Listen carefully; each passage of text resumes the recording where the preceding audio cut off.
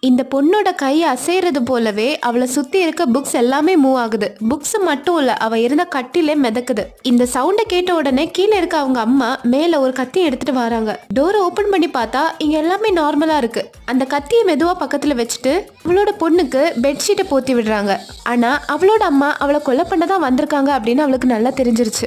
வீட்டுலதான் இப்படின்னு பார்த்தா இவளோட ஸ்கூல்லையும் எல்லாரோட டார்கெட்டும் இவ தான். எல்லாரும் சேர்ந்து இவளை கிண்டல் பண்ணிக்கிட்டே இருப்பாங்க. எல்லாருமே அவாய்ட் பண்றாங்க. ஆனா இந்த பையன் மட்டும் இவகிட்ட க்ளோஸா பழகுறான்.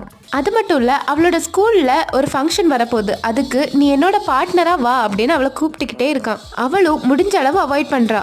ஆனா இவன் திரும்ப திரும்ப கேக்குதுல அவ ஓகே சொல்லிடுறா. அடுத்த நாள் ரொம்ப அழகா ரெடி ஆகுறா. இவ போற விஷயம் தெரிஞ்ச உடனே அவங்க அம்மா அதை தடுக்க பாக்குறாங்க. இவளோட பவரை யூஸ் பண்ணி அவங்க அம்மாவை அப்படியே இழுத்துட்டு ஒரு கதவுல போய் லாக் பண்றாங்க. வெளியே வந்து பார்த்தா இந்த பையன் இவளுக்காக வெயிட் பண்றான். நீ ரொம்ப அழகா இருக்க அப்படின்னு சொல்றான்.